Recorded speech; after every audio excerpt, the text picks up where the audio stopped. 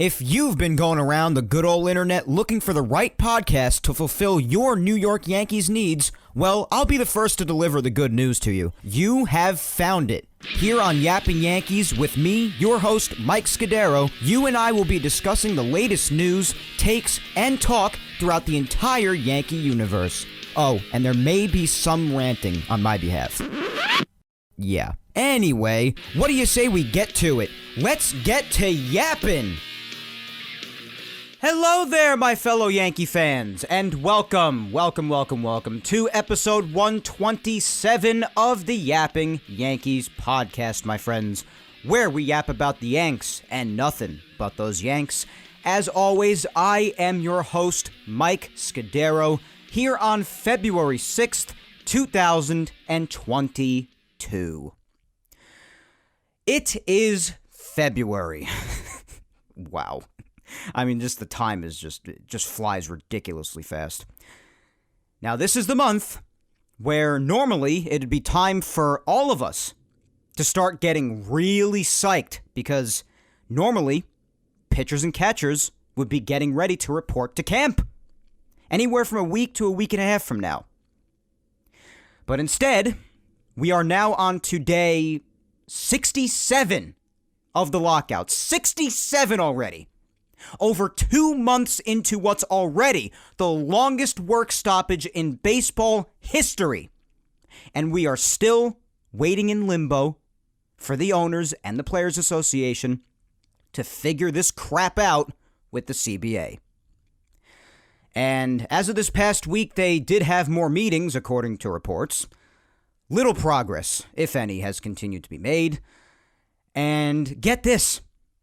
It seems so bad that the league on Thursday requested to have a federal mediator. A federal mediator to help resolve this lockout that they put into place.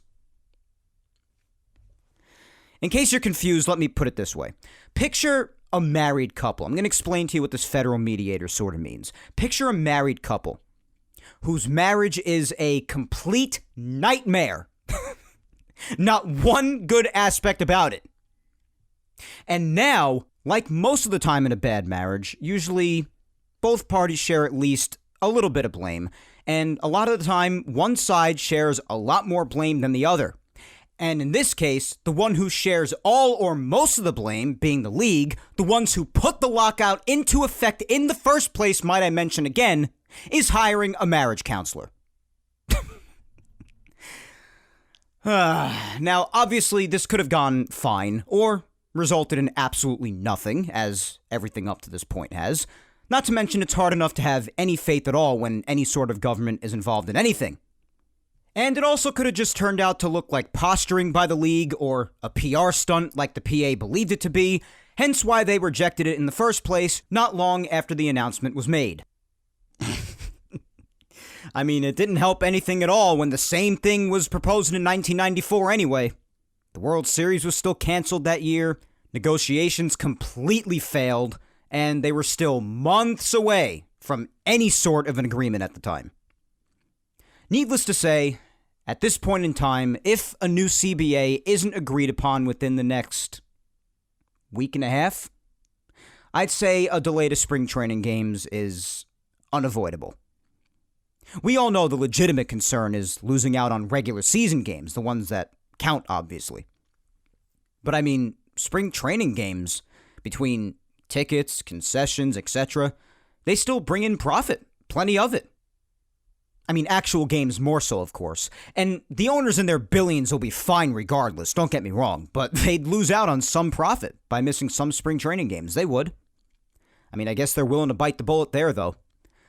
Personally, I'm okay if spring training's cut down by maybe a week or a week and a half because selfishly as a fan, I gotta be honest, spring training is pretty damn long. It usually goes on for a bit over a month and I'm usually checked out by the third week because by then I'm like, all right, I'm ready for some games that actually mean something. But the negative to spring training being cut short is because obviously the players, pitchers especially, to get their arms ready, need that time. It's been said, and this was even more realized when everyone had to get ready quickly back in 2020 for the shortened pandemic season, that pitchers need at least, give or take, 4 weeks to be ready. Otherwise, a crap ton of injuries could happen. And that did happen a lot in 2020 with a lot of guys. And we don't want that. But yeah, given that needed timetable, predicted dates have been speculated as to how long until spring training could be affected and when the regular season could as well.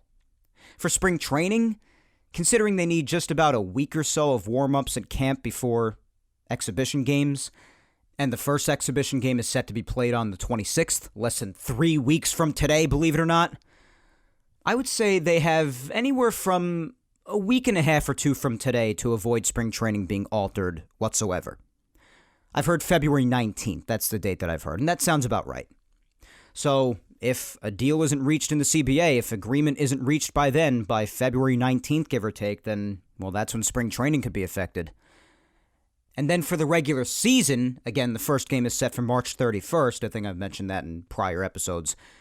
Give them 4 weeks, which is 28 days, more or less, worth of exhibition games.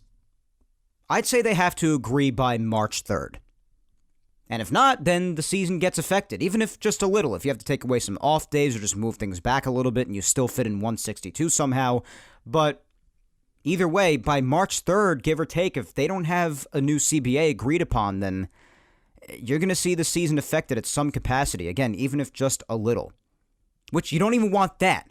You don't want the season affected at all. The goal is to play the entire season when scheduled.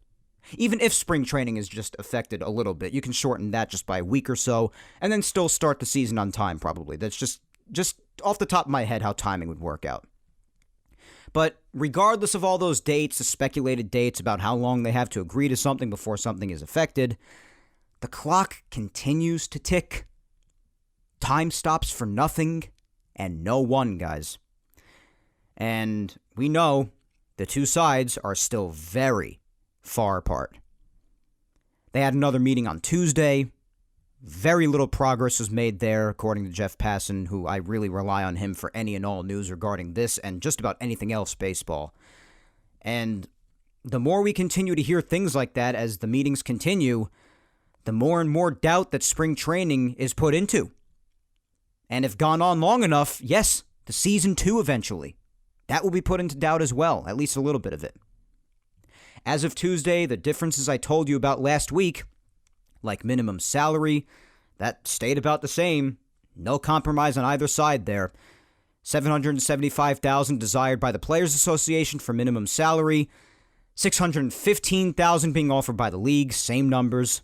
The luxury tax, $245 million against $214 million. So the rumors on that being far apart for a while were confirmed to still be very far apart, and it's not budging.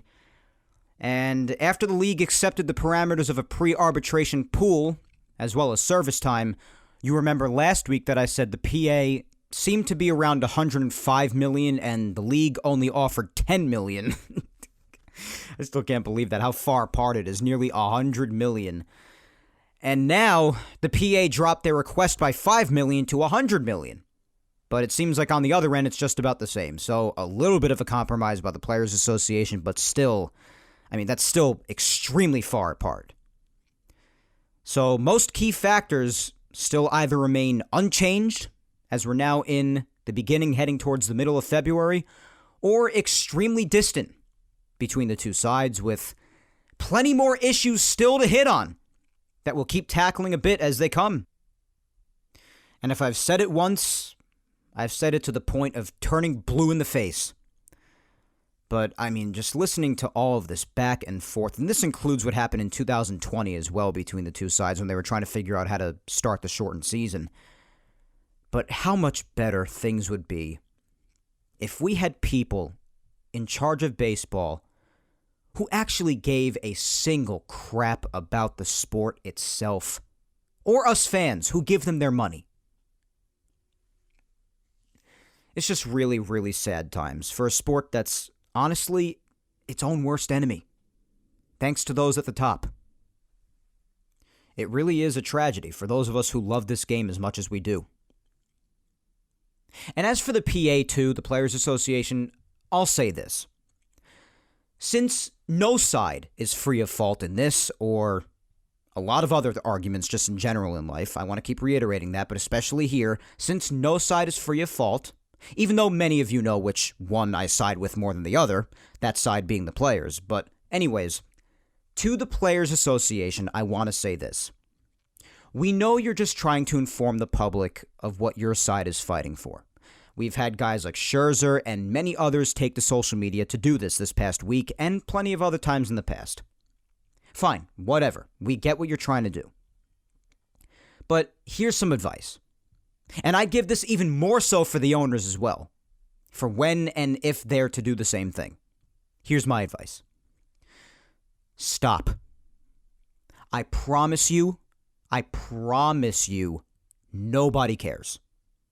Nobody cares. Like in the Bronx Tale, I'll say it again. Nobody cares. All we fans want, the third forgotten party in this whole thing, is our product back. We want baseball back. I know we wouldn't be missing any games even without a lockout. It's still the offseason. But we want it all back, including being able to see signings, trades, etc. in the offseason, because not even that could happen as long as the lockout is ongoing. But as selfish as that may sound, which I don't care about sounding selfish because this whole thing is based around selfishness and greed, but as selfish as this may sound, we love the sport, and we just want it back. That's all we care about. No matter how it's done, that is all we care about when you really get down to it. That's all the fans care about. I promise you. I think I speak for most fans here, and if you don't think that I speak for you, then let me know. You can announce that. But I really truly think I speak for a lot of fans when I say this, that is all we care about. Consuming baseball, enjoying baseball, loving baseball. We simply don't care to hear the ins and outs that are for you guys and the owners to figure out. We don't care. I gotta talk about it. Content creators who discuss baseball like myself basically have to mention it at least a little bit, given the fact that the sport is reliant on what happens with all of it. But I personally hate talking about it, and the details of it all do nothing but aggravate and exhaust me. Just like the casual person out there listening to this show right now, probably just saying, "Holy crap, Mike, just shut your mouth and get to some Yankees talk." So that's my advice. Just stop. Because at the end of the day, both of these sides, regardless of who I side with more than the other, or who the general public tends to side with more than the other, still, I want to say again, neither side is completely free of fault. We just want the sport back. And whatever way the two sides can figure out to allow that to happen, without one side getting royally screwed, of course, and for that to happen, of course, compromises need to be made, then just sit down with each other and figure it out so we can get baseball back and everybody wins. Easier said than done, but get it done. And also another fact, just want to mention this again as I have many times. Going back to 2020, and even long before that, especially in 2020 though, having seen where tensions were and how much was being disagreed upon, this didn't even have to be done at just right now, at this point in time. This could have been done for years. This could have been kickstarted for years, this discussion that all of us have known would be awful come this time. Because we know the tensions, we've heard of the tensions, we've seen the tensions publicly. You have had years to get this discussion started. And instead, not only do you wait until the 2021 season ended for when it expired, but you put a lockout into effect. You wait for a month and a half to even have one meeting. And even now, with players supposed to have been getting ready to report to camp within a couple of weeks from now, within a week and a half actually, there have still only been a handful of meetings and spread apart, with the exception of a couple of them that were a day apart. You should all be locking yourselves inside of a room almost every day of every week to try to get this figured out. And between that and the lack of compromise here, that's why I say neither side is free of fault, even though, again, I have my side that I side with more than the other. But nonetheless, I mean, those are just the facts that I gave out. You've had all the time in the world to do this. And you just start now. And even in waiting until now, it's not like you started now and then you're really doing everything you can to get it going. You've waited until now and still have had the least possible amount of urgency in anything that I've ever seen anyone have in anything. Which really just drives home to people, and you can't blame them for feeling this way, that just nobody cares about the fans. Who are the ones, again, I want to keep really highlighting this, that get the most screwed of any party in this equation. Yeah, if the regular season gets affected at all, nobody wins if that happens. But the ones who win the least and the ones who get screwed the hardest are and always will be the fans. And because actions speak louder than words, it just really seems like a lot of people here, some on both sides, just really don't seem to give a single crap about it. And you can't really blame a lot of fans for feeling like they're just not cared about. Actions speak louder than words. Because certain actions, or lack thereof I should probably say as well, are why people have been driven to feel that way.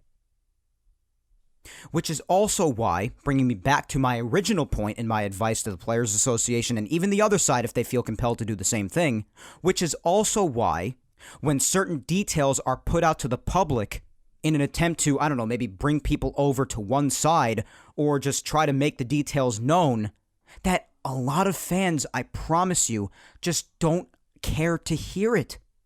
Either that or even seeing or hearing it makes them even angrier. Because we're not the ones you need to be telling about this. The ones you need to be telling about this are the people you're supposed to be working with in a room every single day so that this crap gets solved. All we fans truly care about is that you guys get it done so we can get our product back. So again, just stop. That's the advice. After that whole big rant that, again, I didn't anticipate on going on, but that's the advice. But since the most recent meetings and latest reports, again, there's been no word at all about any significant sort of progress, and not even any counter-proposals lately. This time from the owners, since I think it was their turn this time to counter. They thought a mediator would be a good idea instead. It's February 6th already. I want to keep reminding everybody of that. It's February 6th, as of today, when this episode is being released. And time just continues to be wasted. And it's already killing me enough as a fan. And again, I want to say it again, we the fans are the ones who get punished the most with this nonsense. But it's killing me enough that it's this close to when I would normally start getting amped for pitchers and catchers and then the rest of the squad shortly thereafter to report to camp. And since everything's up in the air, I've got nothing to be excited about at the moment. It's killing me, guys. As I'm sure it is you too. But this is the hand that we've been dealt. And all we can do, while these jerks continue to fight over their money, is just sit here, like me, in front of this microphone and on social media, and continue to voice our displeasure and disgust together. And just twiddle our thumbs. Because what else can we do? It's out of our control. Well, I do know one thing we can do. We can have ourselves an awesome freaking episode of Yapping Yankees. That's what we can do. So let's do that. Now, as per usual for weeks on end now, thanks to our glorious unending lockout, there is no Yankees news to discuss. So, like the last couple of weeks, let's just jump right into some fun Yankee-themed social media interacting between myself and you awesome fans and listeners out there. and have ourselves a good time, because chances are any and all, even potential Yankees news to discuss will probably be hit on in the social media segment anyway. But first, two real quick things.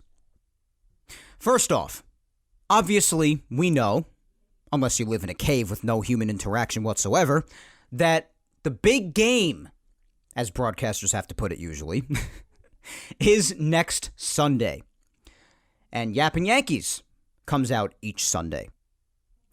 And in past years, on the big weekend, I've tended to just record the episode on Saturday and then release it early Sunday, just so it doesn't get completely swallowed up Sunday night, with everyone's attention obviously elsewhere.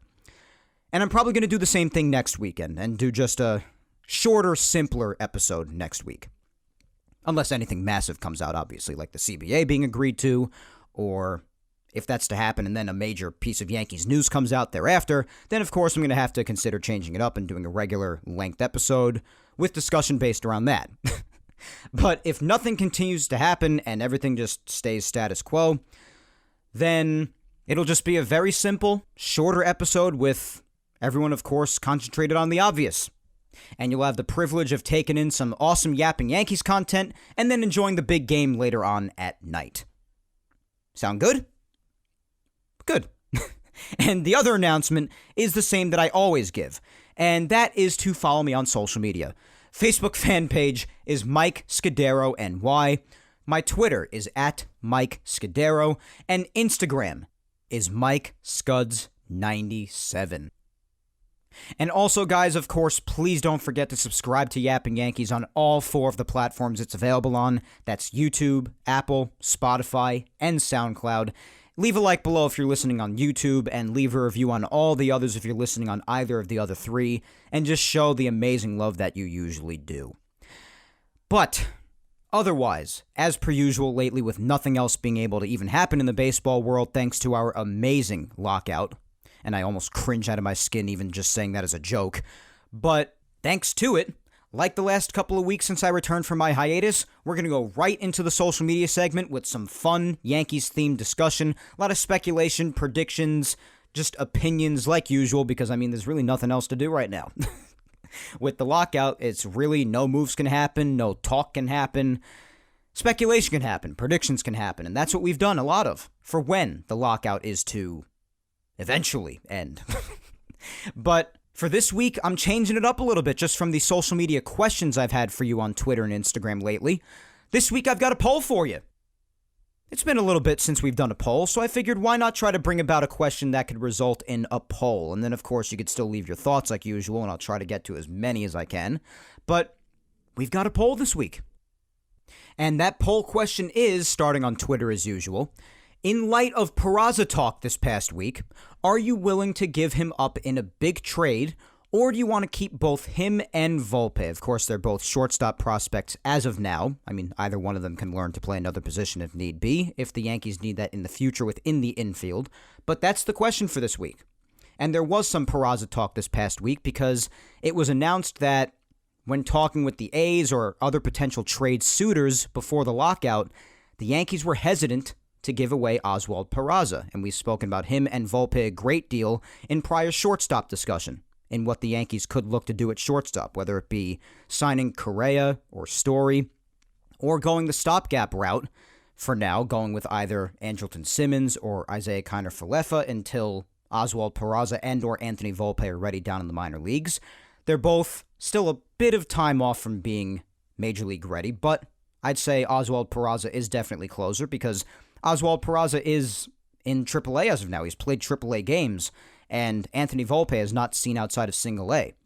He can move up quickly. I mean, he's certainly extremely talented as the Yankees' #1 prospect, and even towards the top of the list, just amongst prospects around the whole country. So that could happen. But as of now, it seems like Oswald Peraza is a bit closer as he approaches just age 22.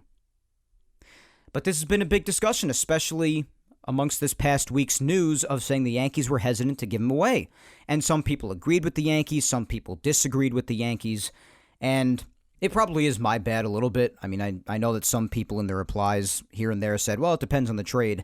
I kind of assumed that people might have known what I was talking about when I said big trade, because the big trade that's been out there has usually been associated with the A's when it comes to this offseason, with acquiring Olsen, or Olsen and Manaea, or Olsen and another one of their pitchers like Frankie Montas or Chris Bassett. So, since that's really been the big thing when it comes to trade discussion for first base in acquiring Matt Olsen potentially, I kind of assumed that people knew that I was talking about that, perhaps, when I said a big trade. So that's my bad. But that's more or less what I meant. And this is tough because, listen, I love prospects as much as the next guy. There are probably other people out there that follow the minor leagues more than I do, even though I like to keep an eye on them, definitely, and I do know a decent amount about them. But I do love hearing about prospects and how they're developing and how close they are, and hearing their ratings and just all of it. I do enjoy hearing about it. And Oswald Peraza's up there. He's in the top 5, so he's expected to do a lot. But so are a lot of other prospects that don't pan out. And that's just what they are when they are prospects, is prospects, until they prove themselves to be major league talent. And I know that they can't prove to be that until they're called up and given a chance. And a lot of people do want to commit to doing that. And this is just a matter of, are others willing to do that? And I gave you the 2 choices in the poll. The first choice is yes, I would give him up. And the second choice is no, I would keep them both.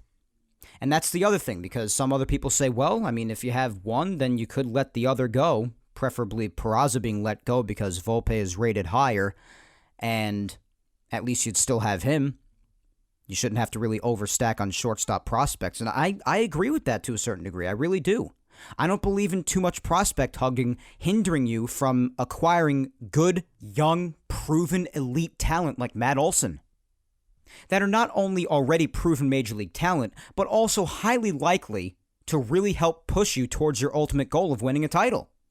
And Matt Olsen is a humongous difference maker at first that could do that, with more work being done to fill other holes in the team after you acquire him, obviously. So I'm just staying with this topic and what I would do if the Matt Olsen trade scenario were to arise again, if that discussion is to start really heating up again once the lockout is over.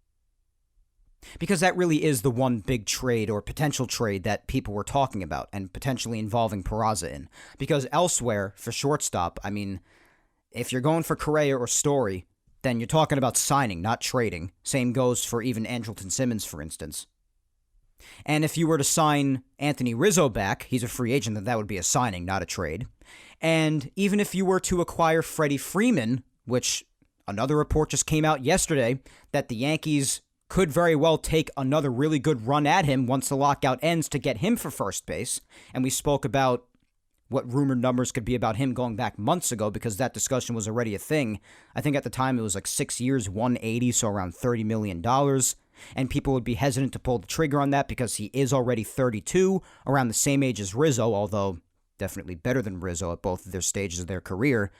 But the point being, basically everybody else, except for Matt Olsen here, would be via signing. So when it comes to a big trade, that's why I assumed that everybody just knew, oh, he's probably talking about Matt Olsen. And a great deal of you, especially regular listeners and those who follow me on social media, know that I really want Matt Olsen. I really want the guy, whether it be in a pairing with Sean Manaea or one of their other starters, or just him. And of course, in the case where he'd be grouped in with anybody else, it would have to be even more pieces given up by the Yankees. But it all depends on how much they prioritize first base and if they would really be willing to give away some pieces for Olsen, which you would have to do. I've had people say, oh, you could just give away, a couple of prospects, meaning I guess they just mean mediocre prospects, and throw Gio and Luke in there and that should get it done. No, it's not. You can't just throw in these names, people on the roster already who are unhealthy or just coming off bad seasons, maybe both, and then just a mediocre prospector. That's not going to get it done. You're probably going to need 1 or 2 of top prospects, like top 5 or top 6, along with maybe some players in the active roster, to get the job done. And for a while, Oswald Peraza was amongst those names mentioned that fans would likely be willing to give away. Some were willing, some were not willing. Me personally, for Matt Olson, and especially if a starter was grouped in with him, if Oswald Peraza helped to get that done, then it would be really hard for me not to pull the trigger. It really, really would be hard. I probably would include him in the trade. And this is coming from someone who really does like what they've heard about when it comes to Oswald Peraza lately. That he's exceptional defensively, he really is solid defensively, and he does need a little bit more developing time maybe with hitting. I hear that at sometimes his strikeouts can be up, but that's nothing that can't be developed. Not to mention that he's only just going on 22 years old and he's still very young, and he and or Volpe could probably end up learning other infield positions if need be too. So, I get it, and I do like Peraza. But as of now, you do also still have two shortstop prospects in he and Volpe. And if it meant getting someone who's also young and still even under team control like Matt Olson, it'd be awfully hard to turn away from. I mean, I've gone down the list of how much of a difference maker Matt Olson is offensively, defensively. He would provide perfect balance as an all-around great left-handed hitter in that Yankee lineup. And the fact that he's still under team control, which also definitely will drive up the price even more as far as assets are concerned, as to what the A's might ask for. But the A's have also been on fire sale a few times throughout these last few years, and they might actually end up taking a discount, even though no teams around the league usually do any favors for the Yankees, but that's besides the point. But for Matt Olson, I mean, under team control until 2024, that's when he'll become a free agent, and just everything that comes with him, the stellar defense, the unbelievable offense, top one or two first baseman in the game. It's just really hard to turn away from, let alone how young he still is. I want to keep saying that, because I've even heard some people say, oh, you got to give the kids a chance, stop giving up on the youth, and all this stuff about prospects. I mean, Matt Olson's pretty young too, guys. He's only like 27, 28 years old, right in his prime. Yeah, he's 27. He'll be 28 in March. That's still young. So it's not like you're getting someone who's going to, be costing $20, $30 million a year on the payroll and like they're going to be in their early to mid-30s, like some people have argued in cases not to bring Rizzo back or bring Freeman in, despite how unbelievable Freeman is despite his age. I mean, that's why I wouldn't have a problem with Freddie either, and the Yankees could afford it, but that could also strap them in the Yankees' eyes from getting someone like Correa or Story, even though Story might be looking to get a 1 or 2 year prove-it deal because he's coming off of a pretty lousy 2021 for his standards at least. But you see how this all works together too, so this is a complicated answer. A lot of it depends on what they're choosing to prioritize first, and what that could mean for the rest of the infield too as far as payroll flexibility, and that also depends on luxury tax agreement in the CBA. What's the luxury tax going to be, even though they already reset last year? You see the dilemma here? You see how many moving parts there are here? So I get that there are a lot of complications when it comes to answering a question like this, but that's the joy of it just being predictions. There's no right answer. There's no wrong answer. At least not yet. It's just predicting. And you know something? There are probably even a couple of more parts that are flying over my head right now that I probably forgot to hit on that might come to me in the next 2 minutes. A lot of moving parts with this whole thing. And I guess I could expand a lot more as I go through your answers on social media. But, I mean, the fact of the matter is, as much as I love Peraza, and I am all for giving kids a chance and, seeing what they turn out to be in the majors, but me personally, I'd be more willing to see what Volpe turns out to be in the majors and just signing either a Correa or a Story for shortstop, even though signing Carlos Correa would probably block shortstop for the foreseeable future, considering he's looking for a lot of years. I guess if you wanted something quick like a 1 or 2 year prove-it deal, like I said earlier, maybe you go for Trevor Story.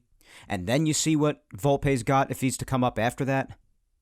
Or maybe Carlos, in that case, could move to third base, or Volpe could learn third base and go there, and they could still both be on the same team, even with Correa signed long-term. Anything could happen here. Just a ton of scenarios. But you know something? Even if they end up getting Freeman, which would be really hard for me to imagine because I just really picture him as a Brave. If they get him, sign him to $30+ million a year, then the Yankees could feel like that really straps them down for what they could spend for shortstop, that could affect them there. And then in which case, I guess you hold on to Peraza because you wouldn't have to make a trade for Olsen. But, I mean, that could affect a whole bunch of different things. I mean, if you go for Freeman, then this really isn't even a discussion. I guess you hold on to Peraza unless a trade down the road might need to be urgently made. And then, you start to look at this again. But, I mean, when it comes to Matt Olson, guys, it would be awfully hard for me not to pull the trigger. So I guess if it were talking about him, which really is the only major trade that's really been a discussion this offseason because a lot of the rest of them have been potential signings, then I guess I would have to go with, I would give him up. If it meant for Olsen, I probably would. And that's really, really difficult for me to say. It really is, because I do love prospects. I love believing that they can make it. But again, I want to reiterate this just one more time before we get to replies. Prospects are just that.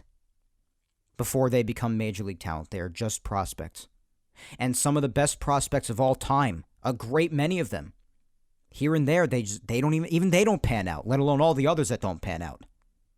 Countless prospects don't pan out. But even a good deal of the top ones don't, ultimately. So you got to take that into consideration too. Is it worth letting more time pass by putting faith in them? And especially when it comes to getting someone who's also young, still under team control, and a stellar player like Matt Olson that could potentially help you win now, sooner rather than later. It's all about winning a title, guys. And even if it has to mean sacrificing one of your top prospects like Oswald Peraza when you already have someone playing the same position and ranked even higher than him in Anthony Volpe, when it comes to possibly having to sacrifice him for someone who would be a massive difference maker in this lineup like Matt Olson would be, bringing you closer, most likely, to your main goal, what it's all about, winning a championship, you got to pull the trigger on that. And for Matt Olson, I would. Like I said before, as long as they plug up all other necessary holes, i.e. shortstop, on top of trading for Olson, then I would involve Peraza in a trade for Olson. I would. As difficult as it would be, and as I'm sure many other people do not like this answer, as many other people probably do like it, but some probably don't, I would still do it.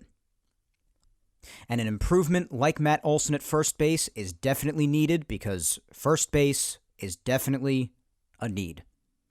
And one of their main ones, along with shortstop, if you ask me. And I even saw John Heyman on Twitter at one point, who I most of the time can't stand, and I guess I can't when it comes to this either, saying that it's really not a main need of theirs, first base. And I'm sitting here going, what are you talking about, dude? Of course it's a need. Maybe in some cases not as much as shortstop, and I would agree with you if you were to say that. But first base is definitely a need. It is a need, guys. We've spoken about this. Right now, Anthony Rizzo's a free agent. He's not with the team. You haven't signed Freddie Freeman yet. He's not with the team. Matt Olson is still in Oakland A. The only one that the Yankees have at first base right now is Luke Voit. And as much as I love the guy's spirit, I love his heart, I love how great of a hitter he is. The guy can't play the field. He'll make his plays here and there, but overall cannot play the field, can't play first defensively. And he has an awful lot of trouble staying healthy. So does a lot of the rest of the team, and I'm not excusing them either, but this discussion's about Luke Voit right now. That's all you have at first base. And no matter how you spin it, and no matter how much you like the guy, and I do like him, that is not a season-long solution. You cannot rely on him being your first baseman and not have other options out there. You need a solid, concrete first baseman. I would love Luke Voit as a DH. And I even said that for a chunk of 2021. How much was I screaming last year, especially in the second half of the year, to just have Giancarlo play the outfield, which ultimately they did, and it ended up being a great thing, as I and many others knew it would be, because we know that he was more than capable. But also, while doing that, have Voit DH. And when they didn't do that, I would want to pull my hair out.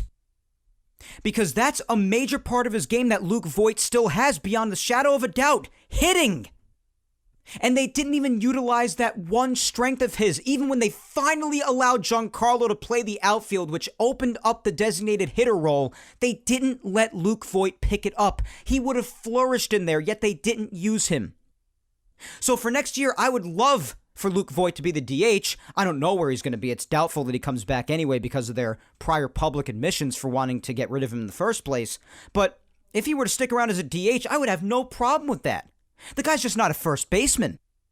And they need a first baseman, and Luke Voit is not a season-long, reliable solution there. That's all I'm saying, and the reason why I even go on that tirade is because we're talking about giving up Peraza, and in the one instance that I think he may have to be given up despite the Yankees' hesitancy is in a potential trade for Matt Olson, which has to do with first base. And I'm trying to stress to you how much they need to improve first base, and also not to mention how much of a need it is, possibly nearly as much as shortstop is a need. So don't listen to John Heyman when he or anybody else says that, oh, it's not necessarily a need or it would be a luxury. First base improvement is not a luxury. That and shortstop, to me, are probably the most important infield positions. Having a solid first baseman elevates the rest of the infield. And the Yankees do not have one they can rely on right now at all. And if you do put Luke at DH, then you don't have one at all. Not even an unreliable one. You don't have a first baseman. So that and shortstop should be top priorities, almost as important as the other. And getting someone as solid as Olson, and then if you could afford to get Correa or Story on top of that for shortstop, how do you just not pull the trigger on that, even if it does result in sadly losing, a prospect as talented as Peraza is? Especially if you could still have Volpe at the end of all of it. If you knew that that's how things were going to turn out, I don't know how you turn away from that. But that's just me. Enough with me rambling. I've been talking like this for over 10 minutes. Let's get to some replies. We'll start on Twitter as always. Wait a second. Did I forget to give the voting results? All right, in case I didn't, the two choices again were yes, I would give him up, and no, you would keep them both meaning Volpe and Peraza. And 67% of all the votes that came in, 67% of you voted for the fact that you would give him up in a big trade, like one for Olson, for instance. If it took him, maybe another prospect, or maybe a couple others on the active roster. And then 33% of you said no, you would keep both him and Volpe. So 67% of you basically agreed more or less with what I said, that I would give him up regardless of what the trade would take, but if it involved him, you would give him up. It also depends who else is in there, but if it's maybe a prospect just a bit lower than him, maybe a Luis Gil or Medina, which would also be tough, but maybe him grouped in with a player or two on the active roster, maybe a Gio or a Voit, I guess. But yeah, 67% of you voted you would give him up, and then 33% said no. All right, let's get to those replies. That's what I get for rambling for 25 hours. I just forget where I'm even at. All right, first up here on Twitter is Rebecca at Peace Now for Life, and she says, I would absolutely give them both up for a big trade. Prospects are unproven, and no one can guarantee if they'll be great in the majors. The Yankees need top-level, proven players now. Yeah, it's hard to argue with that. The Yankees are in win-now mode, and like I said before, prospects are just prospects. The only thing that I would be a little bit on the fence about, I probably just wouldn't do it at all, is give away both him and Volpe. I would not want to give away both of them. I'd be fine with parting ways with Peraza if it meant maybe a Medina or a Gil needing to be in there as well, and then maybe a Gio and or a Voit, like I've said, for a while now, because it would take quite a bit of pieces to get Olson. Olson is very valuable, not just because of his skill, but also because of his team control and what you're getting for all of that skill, and you're only going to be having to pay like $12 million since he's under team control, and he's still set to be under arbitration, one more year left of control next year still. He's not going to be a free agent until 2024. So that's very valuable. And then you'll probably need even more, like I said, if you're going to group in one of their starting pitchers with Olson. So that's tough. To get both of them in, you'd probably have to give away two really top-level prospects. I'd just be fine with just getting Olson. That's really who I want. So if you just had to give away Peraza, maybe a Gil or a Medina, or if you get lucky and you could get away with giving someone up even lower than them, then go for that. And then Gio and or Voit maybe. I say Gio because if you sign a big-time shortstop and a big-time first baseman, Glaber moves back to second, you're not getting rid of DJ. As much as I like Gio, he's kind of the odd man out in the infield, so you give him away if need be. As tough as that would be, because I do like Gio, and if you're not going to keep Voit around as a DH, then you get rid of him too. if the A's would see value in getting him.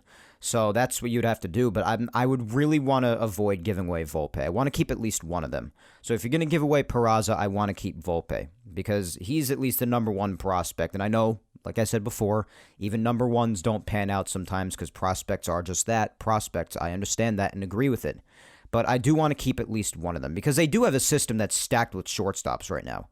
I mean, they have these two. They have Trey Sweeney. They just signed Roderick Arias, the number one international prospect. That's another shortstop right there. So they have a lot of shortstops in this system. And you could afford to sacrifice at least one of them because it's really pointless just keeping all those guys. I mean, they could learn different positions, obviously. I know that. I mentioned that before. But, I mean, it's kind of pointless to keep all of those guys who play the same position. And when you think about it, I mean, what are the chances of all four of them panning out? I mean, I'd probably say most of them don't, and it's possible that even none of them pan out. That's possible too. You never know. Because that's just the reality of it. Prospects are just that, prospects. You don't really have any definitive answers for them. But, you know, especially if you have a lot of them in the same position like this, if it means getting an elite, proven player in the majors now when you're in or considered to be in a championship window like the Yankees have been in since 2017, then you gotta sacrifice. You gotta give to get. You can't give scraps and then expect the other party to return gold. That's just not how it works. So, all right, let's move on. Up next, we have on Twitter, @musician_DMD, my friend Spencer. And Spencer says, keep both of them. They're each conceivably 1 to 2 years away from reaching the majors. Looking at the MLB landscape, I don't think the New York Yankees can bring in anybody, even a Carlos Correa or Matt Olson, that will get them any closer to reaching the playoffs and or a title. In my opinion, the Yankees could field an all-star team, but it won't make a difference if our ace Garrett Cole doesn't pitch like an ace. Yes, we want a title. I want a title as bad as any Yankees fan. But we don't want another 2012 team and run out a bunch of 30-plus-year-olds. You stay young. I mean, Matt Olson is young. So if you were to get Olson, I mean, he's only 27 going on 28 years old. And, I mean, if you were to get Carlos Correa, for instance, or Trevor Story, I mean, if you were to get Carlos Correa, Carlos is 27 going on 28 at the end of the year, too. So you have youth on that side, too, even though, I mean, obviously he would cost what he does, and that's why, regardless of how badly I want him, I just don't see the Yankees spending that kind of money. I stay realistic with that. But even Trevor Story, who might be a little more realistic, even though he might still ask for a lot of years, but it's possible he could get like a sort of a shorter prove-it deal after a lousy 2021 for his standards. Even he's only 29 going on 30. So these aren't old guys. So, you know, obviously Peraza and Volpe and the prospects are much younger, but you're not talking about guys who are on the decline right now. All these guys being spoken about, at least Olson, Correa, Story, these are guys that aren't even 30 yet. Olson being the youngest of them all for first base. Rizzo, of course, and even Freeman, they're both around 32, I believe they both are. So, you know, they've got age working against them a little bit there, even though it doesn't really matter for Freddie because of how incredible he still is. But, yeah, so when it comes to staying young, you kind of are staying young. When it comes to guys like Correa, Story, and Olson, they're still young. And yeah, I think more work would need to be done after just getting Olson or just filling in shortstop. But to say that you don't think that they would be difference makers, get you any closer to the playoffs or a title, I mean, regardless of how much the Yankees have underperformed in 2021 or in other years in certain other areas, they've still made the playoffs. But I don't see how someone like Matt Olson doesn't get you closer to your goal. He's an elite first baseman, one of the best in the game. So if you were to fill in the proper holes after that, then I would think that helps immensely. I don't really see how that doesn't get you closer to a title. Yeah, you still need to fill in other holes, and yeah, you got to hope everybody stays healthy and does their thing. It's not solely based around Matt Olson. Baseball's a team game.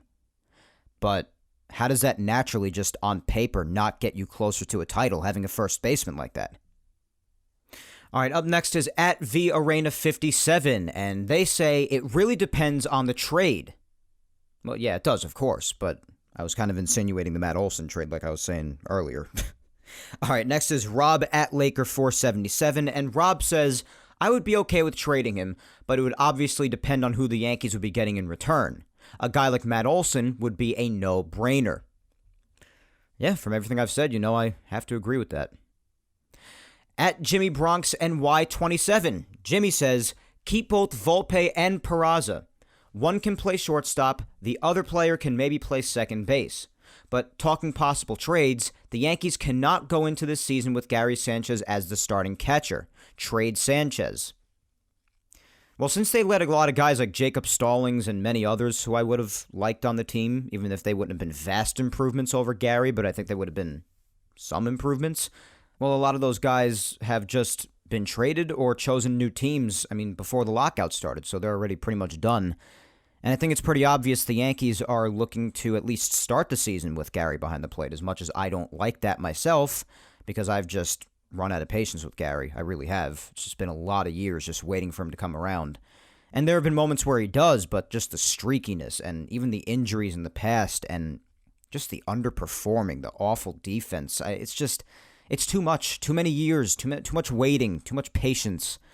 So, yeah, I think they do at least intend to start the season with him at catcher. I don't know what's going to happen if he starts out abysmally, what they're going to do later. Like a month or two in, maybe, if he's just absolutely horrible. But I think they intend to at least start the season with him there. So, yeah, I hear you on the lack of patience with Gary. I do. So you keep them both. All right. Well, if it were to get someone like Olson, I obviously do not agree with that. I would probably just give away Peraza because I don't want to give away Volpe, and I don't want to give away both of them. So it's just Peraza, even though that's, again, not slandering Peraza or saying I don't care about him. Not slandering, not showing lack of care. I'm just saying you got to give something to get something. And if they asked for him, and if it was a reasonable trade all around, then I would sacrifice him. At Crusaders BBNY says, Mike, all prospects are expendable for the right price. All of them. Yeah, like we've been saying, when prospects are prospects, that's what they are. They're not proven major league talent yet, and if you could get a superstar like Olson in return, as long as it's not over the top that they don't ask for, like basically all the top prospects, but at that point, obviously, you probably don't make the deal because you don't want to sacrifice absolutely everyone for one guy. But if you could sacrifice a guy or two and still have some really promising names left over, and you could get a superstar like Matt Olson to help you now, when you claim to be in a championship window now, then you do it. Because you also have to account for, like I think it was Spencer that said a few replies ago, saying that these guys are still a year or two away from the major leagues. Yeah, I'd say Volpe is a little farther than Peraza because Peraza is at least in AAA already. Volpe is not that far as of now, even though he's incredibly talented and could just, fly through the ranks. Yeah, but think about where the team might be by then already as well. The main pieces here, like, Garrett Cole, who they paid to win a championship. They thought he was going to be the final piece to the puzzle. Aaron Judge, who the team is really mostly centered around. By the time they're ready, Aaron Judge, Garrett Cole, all these key names, even Gleyber Torres, even though he'll still be young because he's very young. But a lot of key names on this team. DJ LeMahieu will be older. Just run down the list of names. Giancarlo Stanton. A lot of these guys, they're not getting younger. They're getting older. So then as these key parts of the team start to age, you start to get a little bit further out of that championship window. And by the time they're ready, by the time all these guys are ready, when you've just filled in stopgaps in the meantime and still have done nothing in this quote-unquote championship window, will it have been worth it to wait for them? And will they even pan out in your waiting for them? These are the things that you have to weigh.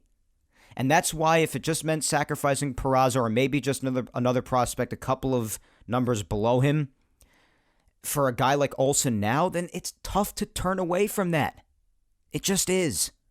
I don't blame people for wanting to hang on to prospects with a lot of promise. I get what it's like to hear about them coming up and how exciting it is and how great they could be when they do come up. But you gotta weigh where the team is at too, and what the Yankees may or may not do as other moves to plug other holes as a result of that move. It's a lot of moving parts, like I said before. It's a lot going on here. So it's complicated. At BryGuy3521 says, love how we have big prospects and people want to trade them for a guy that's going to cost a lot and strangle the payroll. Give the kids a chance. Yeah, Olson wouldn't really cost you a lot. He wouldn't be strangling the payroll. especially for someone of his skill. You'd only be getting him for $12 million. I mean, listen, again, I get people being hesitant with giving away big prospects, and Peraza's a big one. But I mean, for a guy like Olsen, that is one of the bigger difference makers at first base you could get in the entire sport. This is not just a big player. This is amongst the biggest in the sport for that position. He is that good. And in case you guys can't tell, that's the one that I really want badly. I want Olsen bad on the Yankees. In case I haven't expressed it enough for like 3 months now. Listen, I believe in giving certain kids a chance, and that's why I would hang on to some of them. I would hang on to Dominguez, I would hang on to Volpe, but if I have to sacrifice Peraza, for instance, I'm doing it. And Olsen's not strangling the payroll. He's not. That kind of talent, if you're talking about a guy that's not under team control and he's making big money, that kind of talent probably runs you about $30 million per year, and you're going to be getting him for 12. So you got to consider yourself lucky if you were to be able to just give him $12 million, which you would. At Robert Perubsky says, I'd 1,000% give him up, especially for a guy like Matt Olson. Yeah, agreed. After Robert, we've got at SportsD247-33772 says, prospects are just that, prospects. Can't give them all up, but if you could win now and the right vet is up, then do it. Yeah, so you're saying you would give Peraza up. Yeah, it's hard to argue with. It is hard to argue with.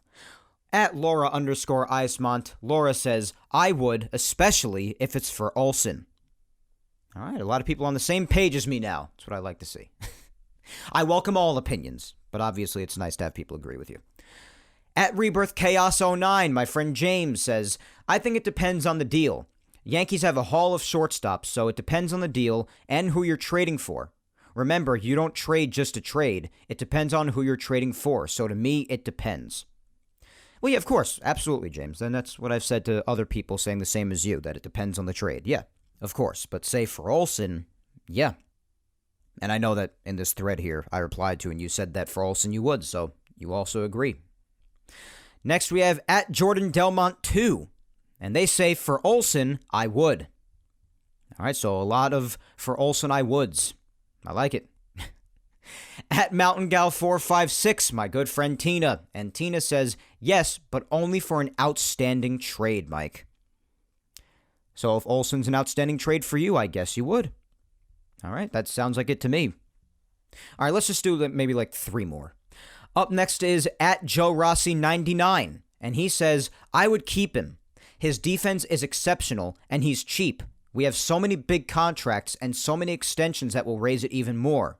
We need to build from within. It's cheaper and smarter. Think Core 4. Yeah, well, the Core 4 is truly special. It's really not comparable. It's going to be tough to see anything like that again anytime soon, if you ask me. But, yeah, I mean, the team does have a lot of big contracts, and especially if you were to sign someone like Correa, it would make the payroll that much bigger.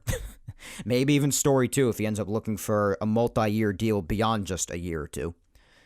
But, yeah, I mean, listen, Olsen wouldn't really be a massive contract. It's $12 million, especially for a guy that comes with that kind of production that he does.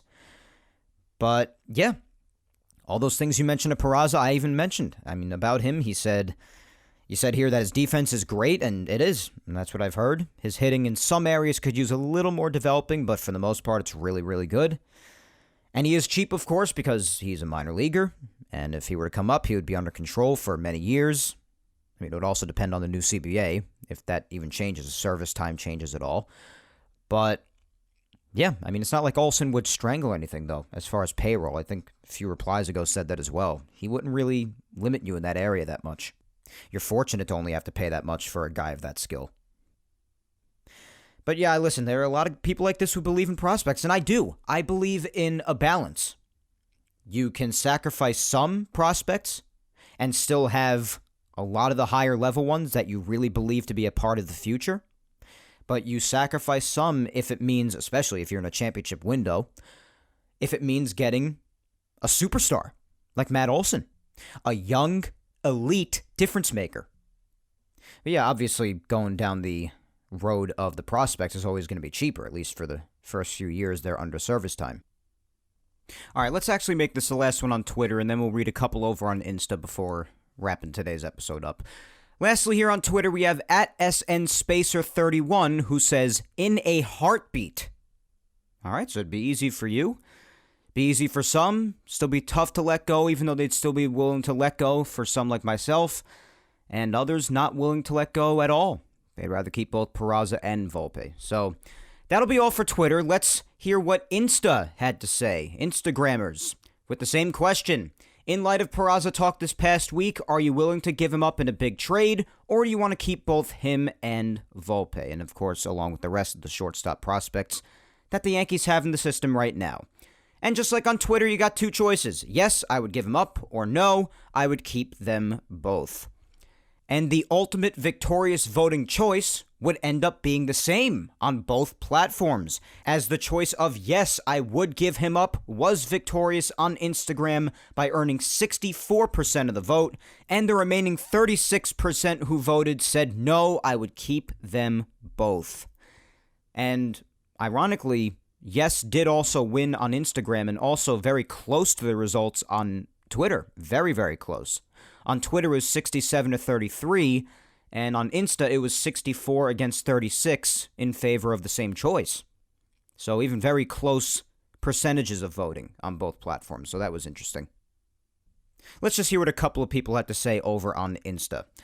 First up is at official52011 saying, it depends on who the Yankees get in a trade.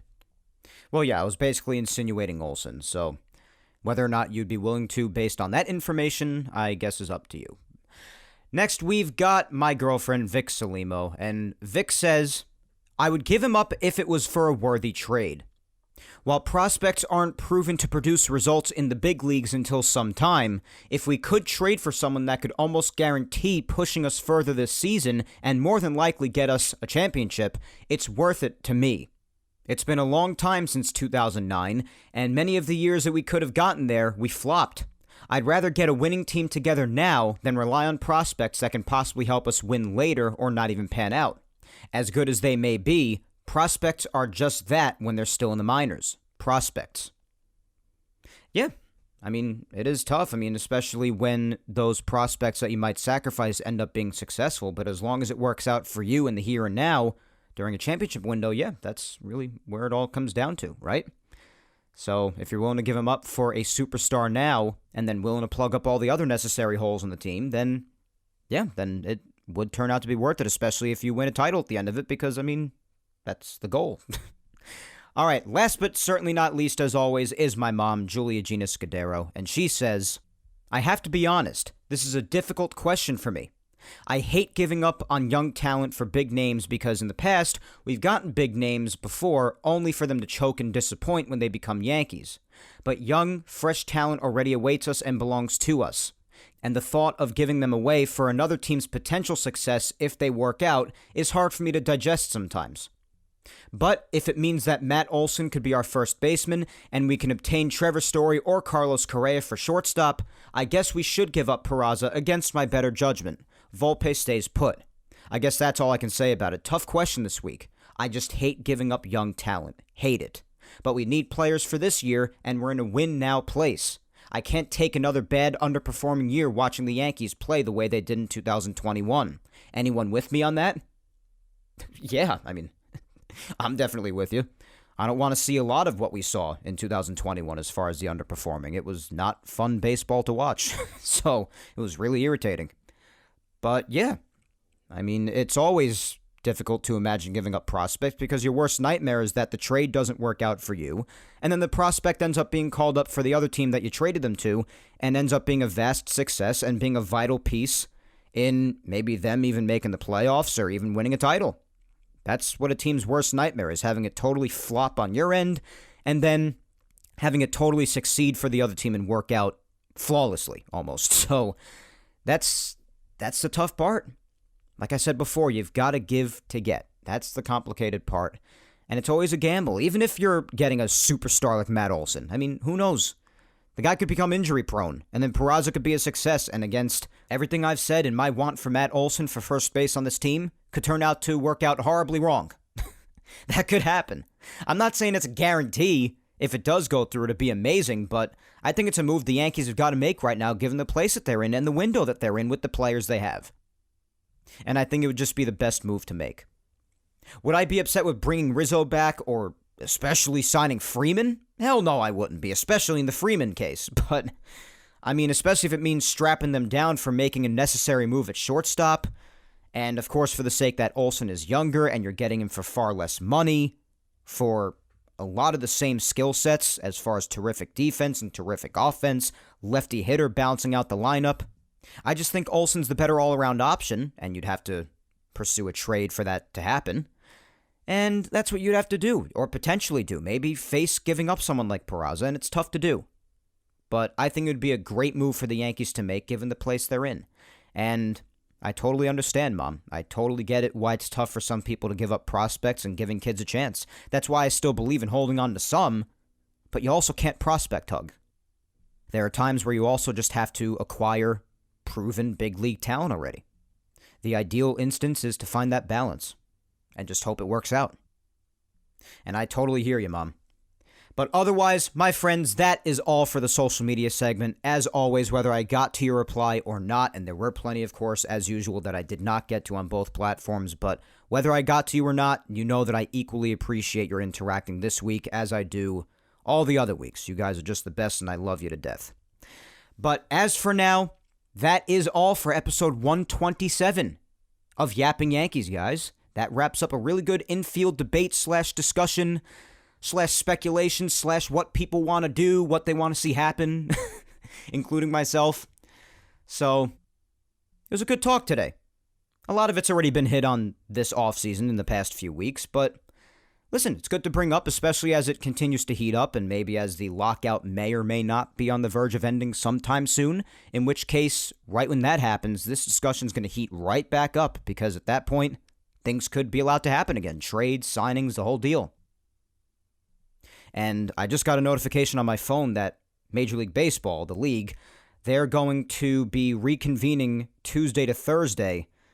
It sounds to me it could be for preparing to present another offer, maybe that counter offer that we've been waiting, I don't know, nearly a week for now. So, I mean, hopefully they do. Hopefully they compromise because Lord knows they could afford to do it.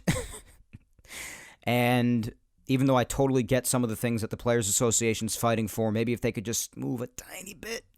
And the owners definitely could afford to give a lot more leeway given the fact that they're really the big ones in charge here. You're going to need at least a little bit of compromise from both sides, regardless of which one you side with. So, hopefully they could reconvene and get another offer done. Hopefully it'll move things closer to the lockout ending. I'm not going to hold my breath.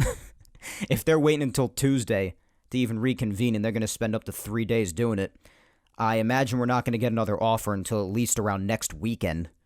So I highly doubt, even without this news, but I highly doubt even more so after hearing this, that the lockout's going to be over by the time we talk again next weekend. Hopefully shortly thereafter, in the week after that, because, between the 13th and the 20th, because at that point, if we talk on the 20th and there's still no agreement, then you're looking at an inevitable delay of spring training by at least a little bit at that point. The exhibition games meaning. So we'll see what comes of the league reconvening from Tuesday to Thursday, trying to figure this damn thing out. But while they do that, why don't you do yourself a favor and follow me on all social medias in the meantime, my friends, if you haven't already. Facebook, Mike Scudiero NY, Twitter at Mike Scudiero, and Instagram, Mike Scuds97. And also, of course, be sure to please subscribe to Yapping Yankees on all 4 of the platforms it's available on, guys. YouTube, Apple, Spotify, and SoundCloud. Leave a like below if you're listening on YouTube, and leave a review on all the others if you're listening on any of the other 3. And if you have the time, listen to the past Yapping Yankees episodes that you might have missed.